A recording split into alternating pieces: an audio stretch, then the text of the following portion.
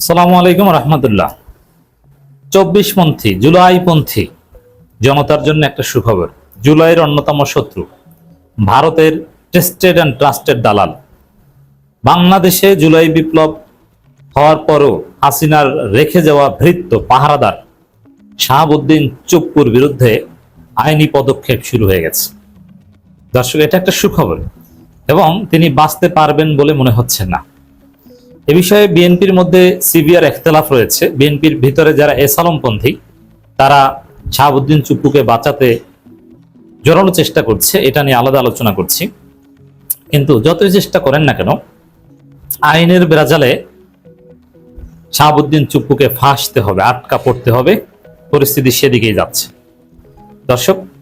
তবে বিরোধী দল হিসেবে জামাত ইসলামের একটা ক্ষমতা বাংলাদেশে আছে। জামাত ইসলামীর চাওয়া বা জামাত ইসলামীর সাথে একদম রেড লাইন ক্রস করা বিএনপি সরকারের জন্য ঝুঁকিপূর্ণ। এই জায়গায় যেহেতু সরাসরি জামাতের ইন্টারেস্টের সাথে শাহাবুদ্দিন চুপ্পুর একটা কনফ্লিক্ট আছে, যেমন জামাতের ইসলামী ব্যাংক দখলের সাথে শাহাবুদ্দিন চুপ্পু জড়িত, তো জামাত নানান বিষয়ে কম্প্রোমাইজ করতে পারে।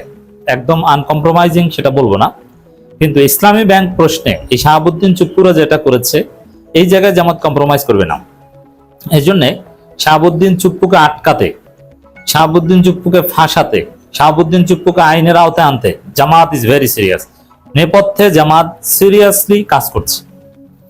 হ্যাঁ, উপরে উপরে কথার কথা বা বাক সর্বস্ব অনেক অবস্থান এনসিপির দেখছি, তারও গুরুত্ব আছে, কিন্তু ভিতরে ভিতরে শাহাবুদ্দিন চুপ্পুকে আইনের বেড়াজালে আটকাতে কাজ করছে জামাত। বিশেষ করে শাহাবুদ্দিন চুপ্পুর বিরুদ্ধে যে দুর্নীতির অভিযোগ, এসালম কাণ্ড, ইসলামী ব্যাংক কাণ্ড, নানান ক্ষেত্রে এগুলোর সমস্ত ফাইলপত্র পদত্যাগের পরেই জামাতের লোকজন নাড়াচাড়া দিয়েছে। জামাতের লোকজনেই বা জামাতপন্থীরা, যারা জামাত বলায় চলে, তারাই খবর দেখেন সাবেক রাষ্ট্রপতি শাহাবুদ্দিন চুপ্পুর বিরুদ্ধে ট্রাইব্যুনালে অভিযোগ দায়ের করেছে। কারা করছে আমি আসছি বিস্তারিত। এবং সেই এসালম কাণ্ডের যে ঘটনা, এটা যাতে তদন্ত করে বাংলাদেশ ব্যাংক, দুদক, বাংলাদেশ ব্যাংক তদন্ত করতে চাচ্ছে না, এটা আলাদা আলোচনা করবো। কেন চাচ্ছে না? ইটস ভেরি সিম্পল, যে বাংলাদেশ ব্যাংকের গভর্নর সরাসরি এসালমের দালাল, এসালম অ্যাপয়েন্টেড লোক। অতএব সে এসালম তো আর এক এসালমকে বাঁচাতে চাইবেই। কিন্তু জামাতপন্থী লোকজন এই ফাইলগুলো সব নাড়াচাড়া দিচ্ছে এবং শিশির মনিরদের তৎপরতা দেখেন, কিভাবে কেন তাকে বিচারের আওতায় আনা যায় এই বিষয়ে বারবার বলছে। সাবেক রাষ্ট্রপতির বিরুদ্ধে ফৌজদারি অপরাধের মামলা থেকে শুরু করে যে কোনো মামলা করা যায়, কোনো সমস্যা নেই। রানিং রাষ্ট্রপতির বিরুদ্ধে করা যায় না। অতএব জামাতের এখানে একটা কঠিন তৎপরতা আছে। এ কারণেও শাহাবুদ্দিন চুপ্পু আটকে যেতে পারেন, যথেষ্ট সম্ভাবনা রয়েছে। তারপরে রাজনীতির শেষ কথা বলে কিছু নেই। শাহাবুদ্দিন চুপ্পু একটা সমঝোতা করেছেন বিএনপির সাথে, যাতে তাকে বিদেশ যেতে দেওয়া হয়। বিদেশ যেতে দেওয়া এটা একটা সমঝোতা, এটা একদম কঠিনভাবে শাহাবুদ্দিন চুপ্পু গ্যারান্টি চেয়েছেন যে আমাকে বিদেশ যেতে দেন, আমি পদত্যাগ করছি, আপনারা যা বলবেন ওইটা শুনবো, কিন্তু আমার পদত্যাগের পর বিদেশ যেতে দিতে হবে, আমি জেল খাটতে পারবো না। হ্যাঁ, এই শর্তে বিএনপিও রাজি হয়েছে, এই শর্তে বিএনপিকে সার্ভিস দিয়েছে, বিএনপি যা শিখিয়ে দিয়েছে সেটা বলেছে। কিন্তু সেটা বললো এই ধরনের কমিটমেন্ট থাকে না। যেমন ইউনূসের সাথে কিন্তু অনেক সমঝোতা বিএনপির সাথে ছিল, কিন্তু সেই সমঝোতা বিএনপি ক্ষমতা আসার পর কিন্তু অনেক কিছুই পল্টি মেরেছে। আবার ভারতের সাথে তারেক রহমানের অনেক সমঝোতা ছিল, কিন্তু বিএনপি ক্ষমতা আসার পর এগুলো অনেক ক্ষেত্রেই তারা পল্টি মেরেছে। ইট মিনস ক্ষমতা আসার আগের অনেক কথা বা ঘটনা ঘটার আগের অনেক সমঝোতা ঘটনা ঘটার পর থাকে না, বিজয়ী পক্ষ নিজের মতো করে ব্যাখ্যা দেয়। এখন চুপ্পুকে বিদেশ যেতে দেবে, দ্যাট মিনস সেফ এক্সিট জিতে দেবে, এ বিষয়ে বিএনপি চুপ্পু সরাসরি সমঝোতা হয়েছে, আমরা একদম নিশ্চিতভাবে জানতে পেরেছি। কিন্তু সেই সমঝোতার উপর বিএনপি শেষ পর্যন্ত নাও টিকতে পারে। এই সমঝোতা লঙ্ঘন করে চুপ্পুকে গ্রেপ্তার করতে পারে, বিদেশ যেতে বাধা দিতে পারে। এবং অলরেডি বিএনপির একটা অংশ সিরিয়াসলি চাচ্ছে যে চুপ্পুকে বিদেশ যেতে দেওয়া যাবে না, গ্রেপ্তার না করলেও বিদেশ যেতে দেওয়া যাবে না। তো সেখানে অলরেডি সিএমইসি চিকিৎসা নিতে বলা হয়েছে যে আপনি সিএমইসি ডাক্তার দেখান, আর ডাক্তার যদি দরকার হয় বিদেশ থেকে, আমিরে জামাত কথা বলেছেন যে বিদেশ থেকে আনবো, কিন্তু ভাই বিদেশ যাওয়ার নাম নিয়েন না। সেই জায়গায় চুপ্পু আটকে যেতে পারে। এই যে দৃশ্যপট এতক্ষণ যেটা বললাম, এটা আমাদের জুলাইপন্থীদের জন্য একটা সুখবর যে জুলাইয়ের একজন সরাসরি জুলাইয়ের শত্রু, গণহত্যাকারীর দোষর, সে সেফ এক্সিট পাবে। এতদিন রাষ্ট্রপতি ছিল, এটাই তো আমাদের জন্য লজ্জার। এখন আবার সেফ এক্সিট পাবে, এটা হতে পারবে না। তবে যেভাবে চারদিকে তাকে চেপে ধরা হচ্ছে, মামলা, শিশির মনিরদের ব্যাখ্যা, এটা আমাদের জন্য নিঃসন্দেহে আনন্দের খবর। আর বিএনপির একটা অংশ এক্ষেত্রে আন্তরিক। এই যে সাবেক রাষ্ট্রপতি শাহাবুদ্দিনের বিরুদ্ধে ট্রাইব্যুনালে অভিযোগ দায়ের করা হয়েছে, এবং আইনমন্ত্রী তিনি কিন্তু এসালম গ্রুপের না। আইনমন্ত্রী একসময় বাম ছিলেন, কিন্তু এসালম গ্রুপের না। অতএব আইনমন্ত্রী এখানে সঠিক অবস্থানে আছেন। তিনি বলছেন যে না, অবশ্যই আমরা গুরুত্বের সাথে দেখব তার বিরুদ্ধে মামলা হলে, অভিযোগ হলে। অতএব আইনমন্ত্রী যে বক্তব্য, তাতে তাকে সেফ এক্সিট দেওয়ার সুযোগ নাই।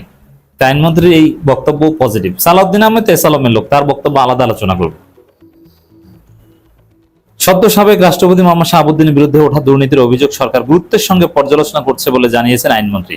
অভিযোগের তদন্ত শেষে জনস্বার্থ বিবেচনা আইন অনুযায়ী ব্যবস্থা নেওয়া হবে বলেও জানান তিনি, এবং ব্যবস্থা নেওয়ার সুযোগ আছে বলেই তিনি বলছেন যে ব্যবস্থা নেওয়া হবে। এর আগের খবর, জুলাই অভ্যুত্থানে মানবতা বিরোধী অপরাধের ঘটনায় সদ্য সাবেক রাষ্ট্রপতি মোহাম্মদ শাহাবুদ্দিনের বিরুদ্ধে তদন্ত চেয়ে আন্তর্জাতিক অপরাধ ট্রাইব্যুনালে অভিযোগ দায়ের করা হয়েছে। বাংলাদেশ আজাদ পার্টির পক্ষ থেকে ট্রাইব্যুনালে অভিযোগ দায়ের করা হয়। আজাদ পার্টিকে আবার অনেকে বলছেন জামাতের সিটিং। যাই হোক, জামাত ঘনিষ্ঠ, এতে কোনো সন্দেহ নেই। অভিযোগ দায়ের বিষয়টি নিশ্চিত করেছেন অবসরপ্রাপ্ত কর্নেল হাসিনুর রহমান।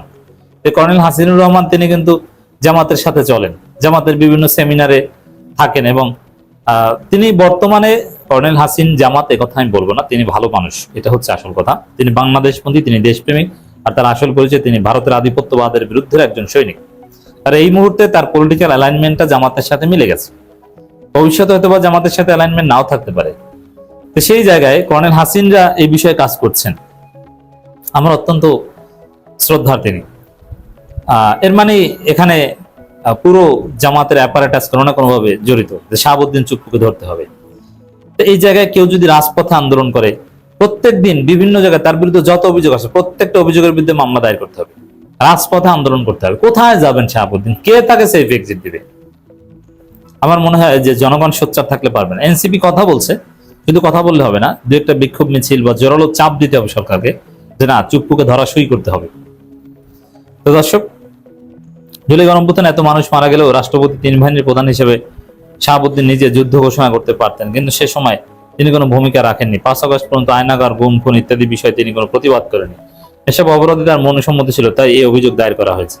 এই অভিযোগ তো তার পরোক্ষ সম্মতির অভিযোগ, কিন্তু সরাসরি দুর্নীতি, চুরি, বাটপাড়ির অভিযোগ যেগুলো আছে, সেগুলোর ফাইল সব ওপেন করছে জামাতের লোকজন। আপনি কোথায় পালাবেন? পদ্মা সেতু কেলেঙ্কারি ধামাচাপা দেওয়া, ইসলামী ব্যাংক কাণ্ড, 2013 সালে 30 লাখ টাকা ঘুষ নেওয়া, খাদ্য অধিদপ্তরের নিয়োগ পরীক্ষায় দুর্নীতি ধামাচাপা দিতে, এবং আরো অতীতে তার বিচারক থাকা অবস্থায় অনেক ঘুষের কাহিনী বের হয়ে আসছে। তাতে বিএনপি যদি জাতির সাথে বেইমানি না করে, আইনমন্ত্রী যা চান সেই অনুযায়ী শাহাবুদ্দিন চুপ্পু ফেঁসে যেতে পারেন, ধরা পড়তে পারেন।